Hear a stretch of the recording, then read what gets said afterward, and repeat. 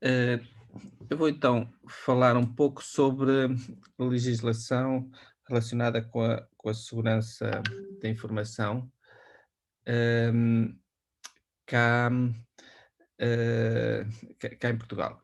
Eh, eu não sou eh, jurista, nem nada do género, eh, pelo que o que eu aqui vou colocar é apenas eh, uma vá lá, uma exposição de alguns aspectos relacionados com a legislação de segurança, só para que nós estejamos todos mais por dentro da, da nossa legislação, está bem? Portanto, aquilo que eu vou falar, ou que vou mostrar, não é nada completo, é apenas um resumo eh, de alguns aspectos que eu eh, acho importantes acerca da nossa legislação e que poderão ser úteis, está bem? Também sei que noutras disciplinas também já focam aspectos relacionados com a legislação e a propriedade intelectual.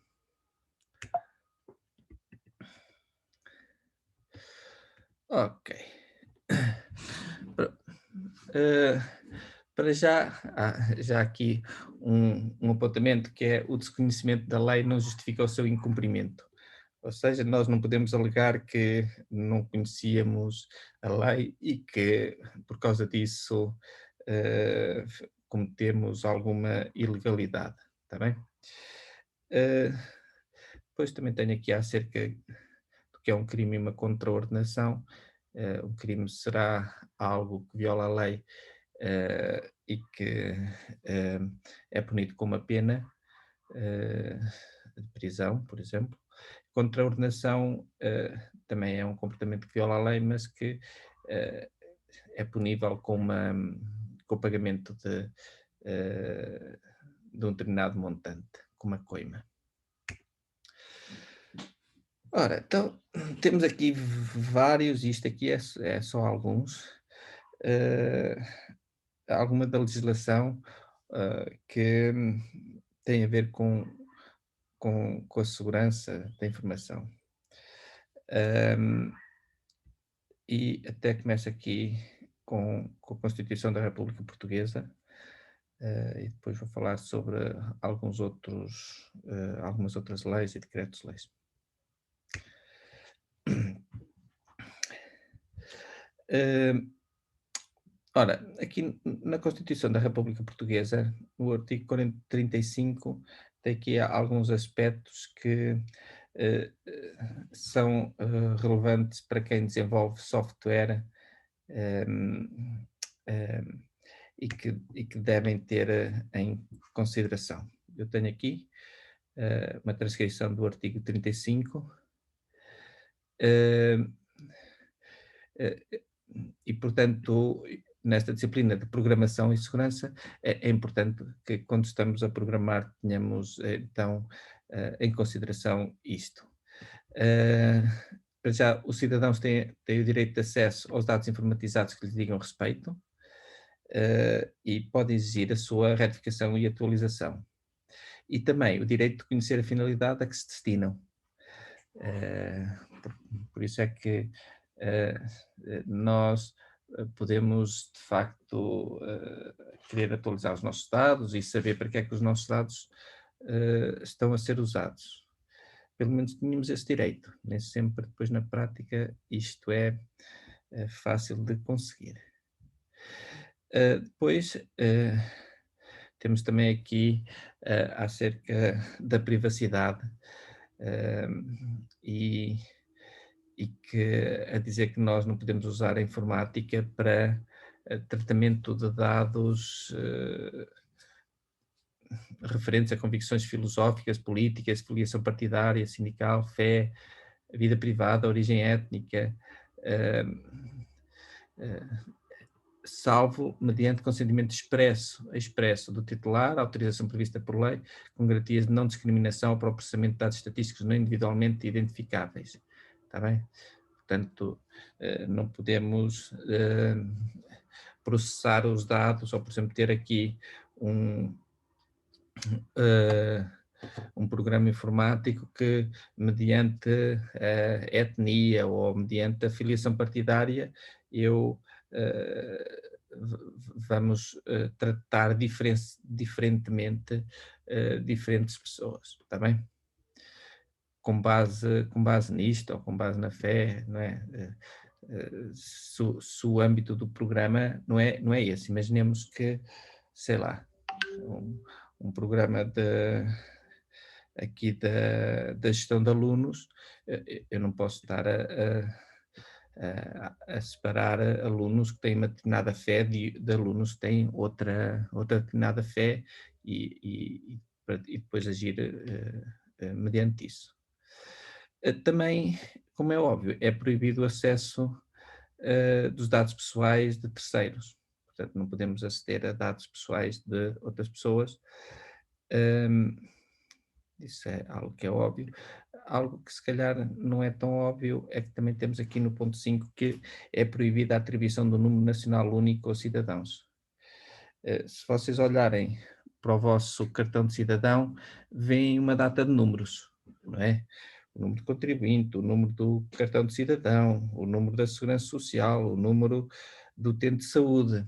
Eh, e até se podem perguntar porque é que não temos um único número. Eh, Pronto, isso até está aqui logo proibido pela Constituição portuguesa. Nós temos de ter números diferentes, que é para diferentes serviços, porque a ideia é que um determinado serviço não tem nada que saber dados referentes a outro serviço.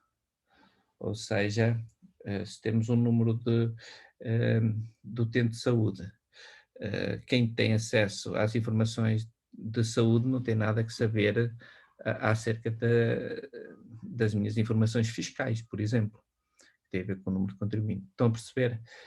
E vice-versa. E esse direito, também é essa privacidade, essa proteção contra a devassa da informação pessoal, está garantida logo na Constituição Portuguesa. Okay. I'm talking about the Portuguese Constitution, and it basically says at some point that every person has the right to access to his informatic data and demand its update and fixing some mistakes, and also that computer systems cannot be used to treat data related to religion, private life, political data, etc. And also it is forbidden for Portuguese citizens to have a unique national number. Okay, that's why in our citizen cards we have several numbers. Ok, depois temos aqui também uma lei, a Lei 109 de 2009, Lei do Cibercrime. Eu, quando estou a falar aqui destas leis e decretos-leis que vou mostrar, também tem a ver com o facto de vos facilitar na procura de notícias que envolvam crimes informáticos e que vocês consigam mais facilmente enquadrar ou dar uma opinião acerca de qual será o crime que estaria a ser cometido, está bem? Portanto, um deles que é importante é esta lei do cibercrime de 2009. Ok, nesta, nesta lei fala de várias coisas. Eu coloquei aqui alguns, só alguns alguns trechos, até em que diz, dá aqui algumas definições. O que é falsidade informática, que é introduzir, modificar, apagar ou suprimir dados informáticos de modo a produzir documentos falsos, está bem?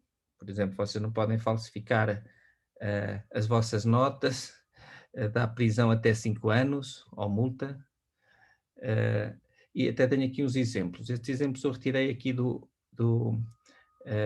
da página da APAV, está bem? A criação de uma página web que pretenda ser cópia fiel de uma página de um banco, visando que as pessoas lá introduzam os seus dados secretos. Pronto.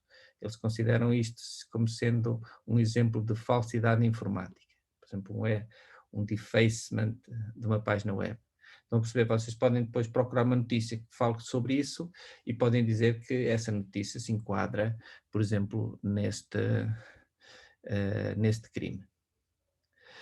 Dano relativo a programas ou outros dados informáticos, isto aqui é apagar, alterar, destruir, danificar, suprimir, tornar não utilizáveis programas, dados informáticos, afetando a capacidade de uso, utilizáveis, acho que é programas ou dados informáticos, tenho que ver isto.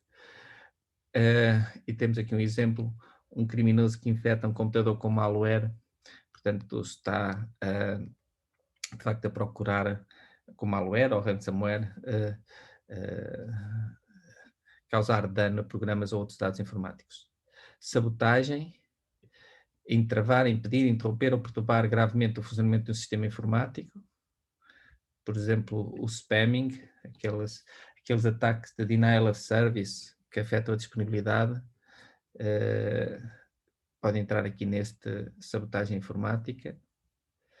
Acesso ilegítimo, ok, estes creio que todos perceberão para que é que serve, sem permissão aceder a um sistema informático e dá prisão até 5 anos. Portanto, acesso a uma página de home banking de outra pessoa com os dados secretos obtidos ilegalmente, portanto isso aí entra no acesso ilegítimo. Depois temos interseção ilegítima, interceptar transmissões de dados informáticos, exemplo, capturar informações destinadas a outro computador. Por exemplo, se vocês aqui está a haver aqui uma comunicação entre dois computadores e vocês estão à escuta dessa comunicação, estão a incorrer neste crime que dá prisão até 3 anos, está bem? E também este, que é a reprodução ilegítima de programa protegido. Certamente sabem perfeitamente o que é isto. Ilegalmente reproduzir, divulgar ou comunicar ao público um programa informático protegido por lei. Por exemplo, disponibilizar um programa protegido para download via torrent. Está bem? Entra aqui. E prisão até 3 anos ou multa. Está bem? Estão a ver aqui, só com esta página vocês já conseguem ver aí numa série de notícias alguns crimes que podemos ter, está bem?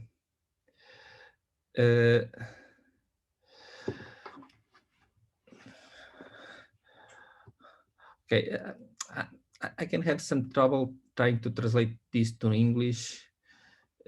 Falsidade informática, nem sei muito bem como é que... So, change, deleting, stealing data in order to create false documents. So this is a crime with imprison until 5 years. Here I have damage to a computer program or data, like deleting, changing, destroying programs or data. For example, infecting a computer with malware, sabotage, like spamming, in order to prevent some system to work properly. This is in prison until 10 years.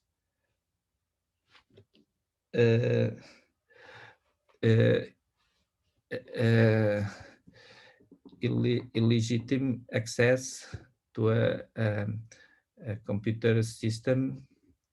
It is imprisoned until 5 years. Intercept communication. It has a prison until 3 years. And duplication of software. That is imprisoned until 3 years. Ok. Pronto, isto. Depois temos aqui outra parte da lei que é muito importante. Aliás, provavelmente a maioria dos crimes que aparecem nas notícias depois até aparecem enquadrados aqui no Código Penal. Se calhar até aquilo que será mais fácil fazer o enquadramento. E fala aqui de várias coisas, como sendo, no artigo 192, devassa da vida privada. Isto do Código Penal é muito grande. Com prisão até 1 ano. Podem ver, por exemplo, o namorado que de forma oculta tira uma fotografia da namorada com o intuito de a publicar em rede social. Portanto, há uma devassa da vida privada. E também existe aqui o devassa por meio de informática, que é, por exemplo, o namorado que publica fotografias íntimas das namoradas numa página de Facebook, está bem? Portanto, sempre que tem a ver aqui com problemas da privacidade, portanto, tem a ver com confidencialidade também, não é? Temos aqui estes 2 artigos. Mas há mais aqui: violação de correspondência ou telecomunicações, gravação e fotografias ilícitas, portanto, gravar, tirar fotografias, fazer vídeos, portanto, quer de conversas, quer de imagem. Isso não pode ser feita sem que haja autorização da outra, das partes visadas, não é? Isto dá prisão até 1 ano. Prisão até 1 ano. Furto, ok. Pode ser inclusivamente furto de identidade, portanto, obter informações para que se permita ao atacante fazer-se passar pela outra pessoa, e burla informática. Isto aparece muitas vezes nas notícias. As pessoas serem burladas usando a informática. Aqui o exemplo é do phishing, mas existem muitas situações dessas. Portanto, aliás, vocês já ficam aqui com a ideia: se virem uma notícia que envolva phishing, podem até procurar enquadrar aqui nesta tal burla informática, que dá prisão até 8 anos. Portanto, se repararam aqui no Código Penal, há aqui um conjunto, eu escolhi alguns, estão a ver isto, o Código Penal tem muitíssimos artigos, não é? Eu andei a ver aqueles que me pareciam mais adequados. Aqui há questão informática, mas há muita coisa, está bem? So our penal code has many articles, and some of them related with or can be related with computer systems, like getting access to personal information and disclosing of personal information,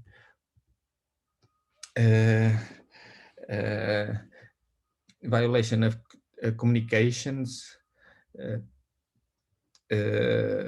and taking photos and videos and recording sound that was not allowed previously, or stealing objects or even the identity of a person, so the attacker can um, impersonate the victim, um, or trying to uh, deceive someone using computer systems like in phishing. Ok, aqui do comércio eletrónico, eu acho que não vou falar nada porque foi quase todo ele revogado. Eh, temos também, e isto é muito badalado, o Regulamento Geral de Proteção de Dados, que, como sabem, vem de uma diretiva europeia. Eh, Isto basicamente acaba por também colocar aqui eh, o enfoque muito na privacidade. Portanto, nós, de uma maneira geral, nós temos direito aos nossos dados, eles não podem ser usados indevidamente. Quando são usados, nós temos que dar consentimento explícito, temos que saber para que é que são usados. Os dados que são dados a uma entidade não podem ser passadas a outras. Se houver algum problema, temos que ser notificados. Portanto, tem todo, fala sobre todo esse tipo de situações e as multas são bem elevadas, bem elevadas. Portanto, como eu disse, temos que informar sempre os titulares dos dados, e temos o direito de saber que dados é que estão a ser dados, temos o direito de dar o consentimento antes que os dados possam ser usados.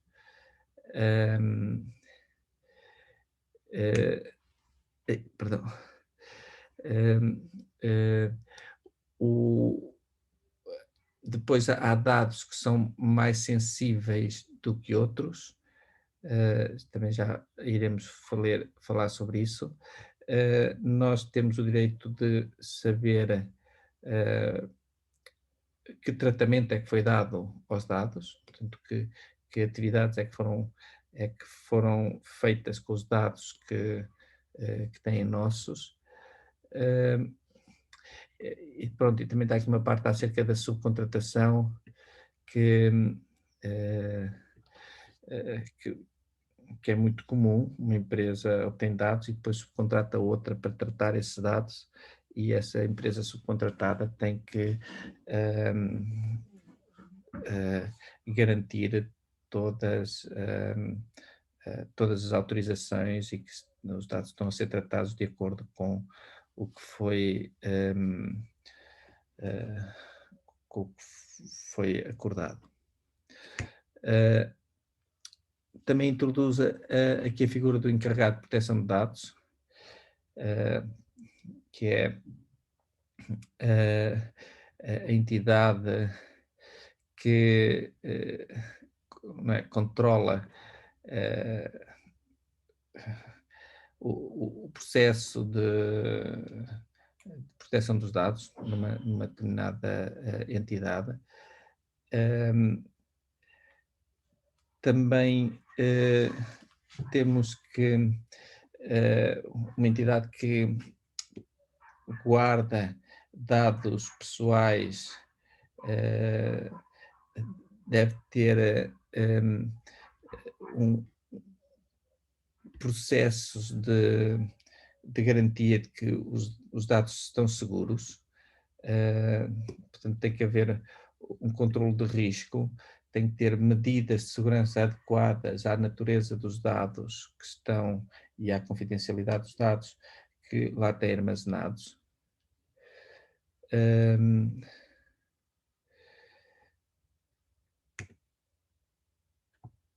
E depois também há aqui também o dever de notificar as violações de segurança. Isto também é muito importante. O regulamento obriga que todas as violações de segurança que resultem em risco para os direitos dos titulares sejam comunicadas à autoridade de controlo, assim como aos respectivos titulares dos dados. Embora, em termos da empresa em si, naturalmente que não quer ver notícias acerca de dados que foram roubados, que lhe foram roubados, existe o dever de notificar, não é dever, é obrigado a que as quebras de segurança sejam comunicadas a entidades de controlo e aos titulares. Reparem que as coimas, como eu disse, não são nada baixas. Nos casos menos graves, a coima poderá ir até 10 milhões de euros ou 2% do volume de negócios anual, a nível mundial, não é só local. Portanto, empresas grandes podem ter coimas mesmo muito grandes. E nos casos mais graves, pode ir até 20 milhões ou 4% do volume de negócios anual. Portanto, quando nós até vemos estas notícias com grandes empresas como a Facebook ou a Google ou a Apple, cá na União Europeia vemos a atribuição de coimas mesmo elevadíssimas. Ok, esta a lei de proteção foi revogada pela lei que implementou o RGPD, portanto, depois temos aqui a lei 59 de 2009 que aprova as regras relativas ao tratamento de dados pessoais. Como vocês veem, há aqui muita coisa que tem a ver com a privacidade. Diz o que são dados pessoais, já vamos ver também exemplos disso, e diz o que é tratamento. Tratamento basicamente é tudo, desde guardar, transmitir,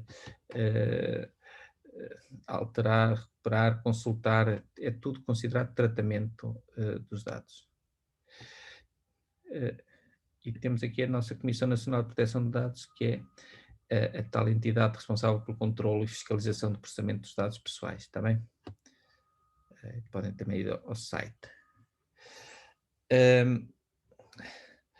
Pronto, acerca de informação que é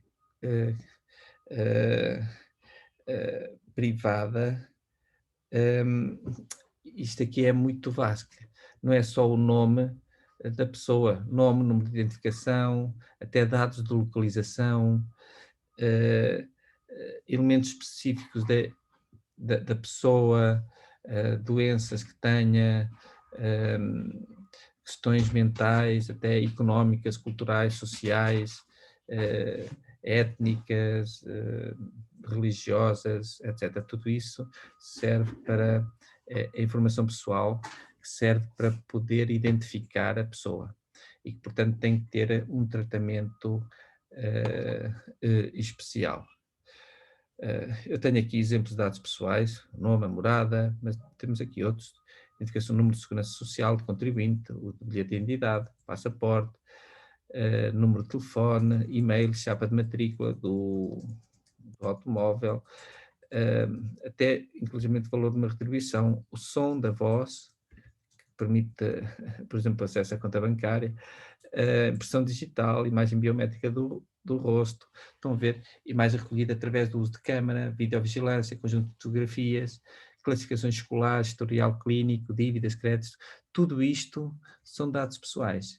E os dados pessoais, se vocês repararem, são muito visados pela legislação, existem coimas aqui, em várias legislações que nós temos aqui, ou em várias leis que temos cá em Portugal. Portanto, vocês, se estiverem a desenvolver programas que envolvam este tipo de dados, têm que ter um cuidado extremo e cuidado com a segurança que está a ser implementada nesses sistemas.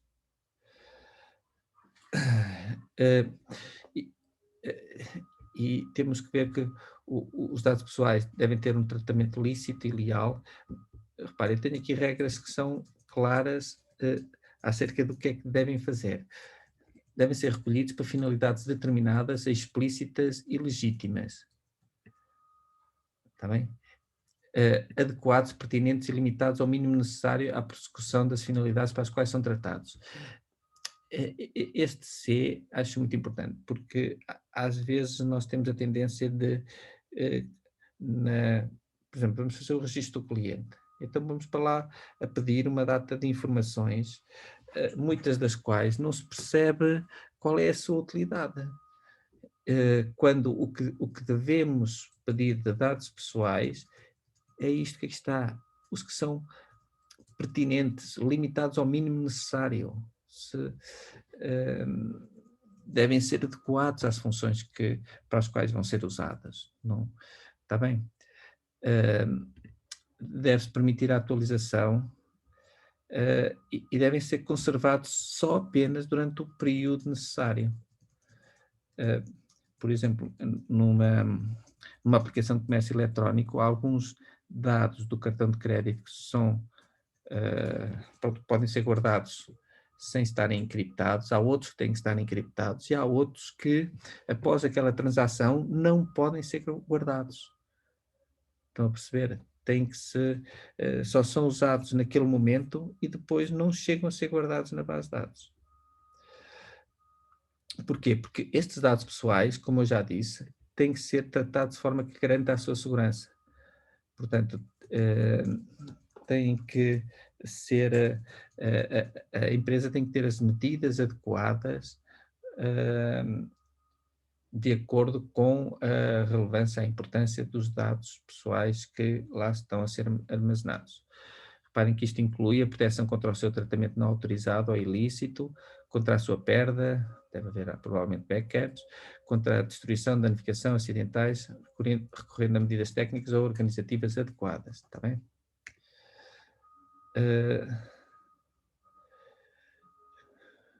Pronto. Há aqui uma coisa que os dados não podem ser tratados fora daquilo que tivemos a falar. No entanto, está aqui uma ressalva que, caso não seja autorizado por lei, o tratamento dos dados pessoais apenas pode ser realizado se for necessário para a proteção dos interesses vitais do titular ou de outra pessoa singular. Portanto, em casos em que haja perigo de vida, poderão ser usados dados pessoais fora daquilo que tivemos a falar. Ok, pronto, aqui já falámos sobre estas coisas. Depois também há aqui a proibição de decisões tomadas exclusivamente com base em tratamento automatizado, que produzam efeitos adversos na esfera jurídica titular, ou seja, não podemos ter computadores só eles a decidir o que nos acontece. Está aqui na lei, também é um aspecto interessante, lei de 2019. Isto já falámos.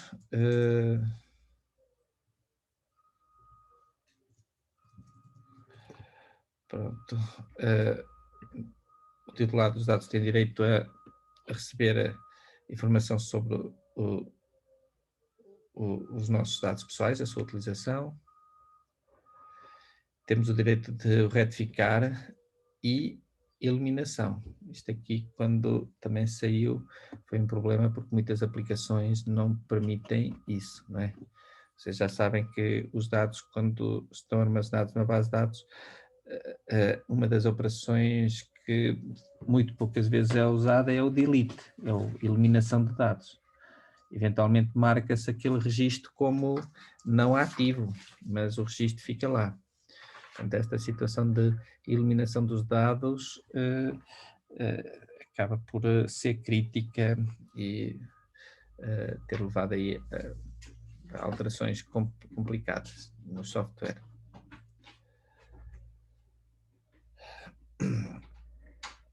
Pronto, também já falei nisso, acerca de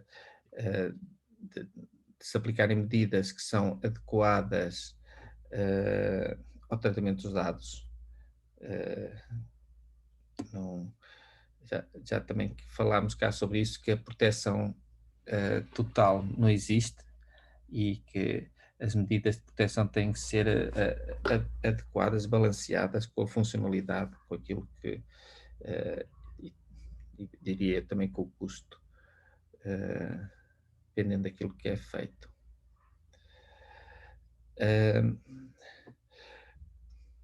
Ok.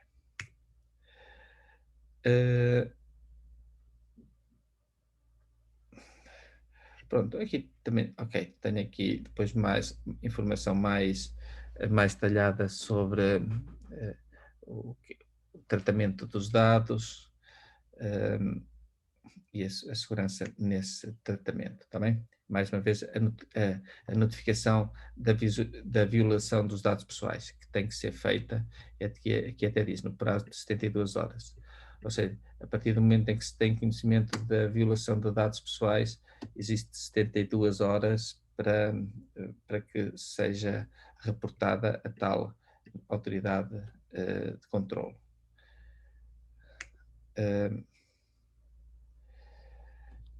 E o titular dos dados também, está bem? Isto aqui é uma lei muito importante, tem a ver, como viram, tem a ver com a questão da privacidade. Eu já aqui realcei a importância e alguns aspectos que eu acho que são mais importantes. Eu resumi aqui também esses casos. Portanto, estamos a fazer um programa de computador, ou na análise de um determinado programa de computador. Esse programa só deve recolher os dados pessoais adequados, pertinentes e não excessivos, relativamente às finalidades para que se destinam. Os fins para que são recolhidos os dados pessoais devem ser legítimos, explícitos e determinados. Temos que dizer exatamente para que é que vamos usar aqueles dados. E só devemos conservar os dados pessoais durante o tempo estritamente necessário. E só para a prossecução daquelas finalidades. Para além disso, há o dever de tratar esses dados com confidencialidade, com segurança. Muitas vezes devemos até codificar, encriptar esses dados. Também aqui, em termos de desenvolvimento de software, e eu costumo falar isso em base de dados, por exemplo, mais uma vez, algo que não se deve fazer é usar um dos nossos números de identificação como chave primária de uma tabela. Por isso é que muitas vezes a gente usa números que vêm numa sequência, não têm relação com mais nada, que não tornam mais difícil identificar-nos. Reparem que um valor que é uma chave primária numa tabela vai aparecer nas chaves estrangeiras das outras tabelas que lhe estão relacionadas.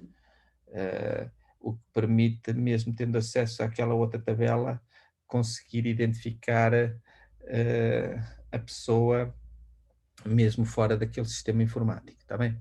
Por isso é que não se deve usar estes números que nós temos para chaves primárias.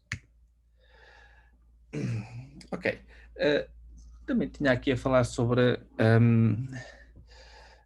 lei de tratamento dos dados pessoais, mas já aqui foi referido, mas cá temos aqui também, se quiserem, esta já é mais antiga, 2004, que é proibida a escuta, a instalação de dispositivos de escuta, armazenamento ou outros meios de interseção ou vigilância de comunicações e de respectivos dados de tráfego. Pronto, já. Eu estou a referir isto porque às vezes nestas disciplinas de redes e de segurança há interseção de dados, estamos a fazer estes testes, mas também para referir que isto é para ser feito em ambientes controlados e não ir aí lá para a rua e andar a fazer este tipo de ensaios, está bem? Pronto, isto temos aqui também mais algumas infrações. Esta aqui, acerca do armazenamento e acesso à informação, é também a chamada lei dos cookies, que faz com que nós, praticamente em todos os sites em que entremos, aparece lá uma mensagem acerca dos cookies, se aceitamos os cookies, porque hum, os cookies inicialmente ainda são usados para permitirem a manutenção de sessão entre acessos a um determinado site, mas rapidamente se democratizou a sua utilização para permitir seguir um utilizador ao longo de vários sites no seu dia a dia na internet, tá bem? Então, como são dados pessoais, porque permitem depois também identificar aquele perfil de consumidor, nós temos que dar acesso ou não à utilização de cookies. Ok, também temos aqui acerca dos dados de localização, saber onde nós estamos.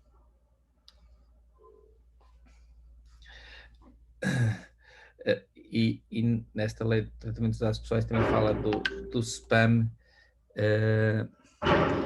e as infrações estão associadas ao spam, ou seja, ao direito que nós temos de não recebermos informações não solicitadas, está bem? E quando recebemos alguma informação desse tipo, deve estar sempre uma forma de a gente poder cancelar a recepção de mais informações daquele tipo.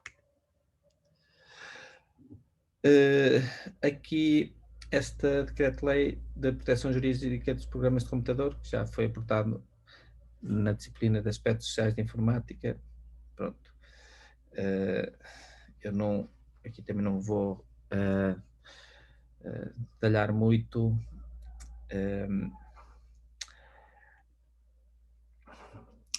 Pronto, mas vai lá, aplicam-se ao programa de computador as regras sobre a autoria e titularidade vigentes para o direito de autor, não é? Quem faz uma obra literária, quem faz músicas, etc.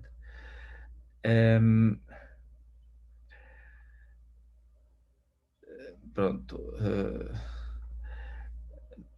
reparem que quando a gente faz qualquer coisa para no exercício das nossas funções, esse programa depois pertence ao destinatário. Há aqui uns aspectos interessantes que o programa atribuído ao criador intelectual extingue-se 50 anos após a morte deste. Embora o programa, quando estamos a fazer, pertence ao destinatário, há direito à menção do nome de quem o fez. E temos aqui a Associação Portuguesa de Software, a ASOFT, que é a entidade responsável pela gestão daqui do código-fonte dos produtos de software, portanto, relacionada com esta proteção jurídica dos programas de computador. Quem adquire um programa pode fazer uma cópia, que é para salvaguarda que haja algum problema. Não podemos descompilar, fazer o tal reverse engineering a programas de computador. Nem todos os países obrigam a isso. No entanto, já que nós estamos aqui no ensino, aqui no artigo 10º diz que é livre a análise de programas com objeto de pesquisa científica ou de ensino, também. Portanto, essa tal análise ou descompilação ou reverse engineering que é ilícita para caso queiramos fazer pesquisa ou ensinar, podemos fazer isso também. Aqui para terminar, só para dizer que as leis de uns países são diferentes das outras. Olha, tenho enganado, esqueci de falar em inglês, mas the legislation of one country is maybe different from different countries. Eu tenho aqui 2 exemplos, por exemplo, na Irlanda a pornografia é proibida, na Suécia é livre. portanto, e vocês veem muitas vezes nas notícias que há situações em que eh, é crime num país e não é noutro, e depois as empresas mudam-se para esses países onde não são criminalmente responsáveis, e depois para poderem continuar com o seu negócio. Eh, Pronto, eu tenho aqui, já agora também tendo a ver com o trabalho, só para vos mostrar que sim consegue encontrar notícias relacionadas com crimes informáticos, até com alguma facilidade. Eh, que era acerca de um vendedor que burlou clientes no OLX, mas depois, aqui neste caso, era um cliente que depois conseguiu até eh, reaver o dinheiro. eh, Foi de 2009 para 2011, portanto, em 2 anos. Aqui é também acerca de estatísticas do número de crimes informáticos. Pronto, aqui só em Lisboa foram quase 4.000 inquéritos que foram instaurados, embora a taxa de acusação seja bastante baixa, cerca de 5%. Uh, e temos aqui mais notícias de crimes informáticos, está bem? Pronto, acerca da legislação nacional, era isto. A minha ideia com isto é que vocês fiquem um bocadinho mais conhecedores dos crimes, que às vezes há ações que podem estar tentados a realizar por terem conhecimentos para isso, mas espero que também com esta breve resenha que fiquem mais alertas para as atividades que podem ou não podem fazer, está bem? Eh, e pronto, está aqui em Portugal, há no estrangeiro, também formas diferentes de atuar, e pronto, era isso.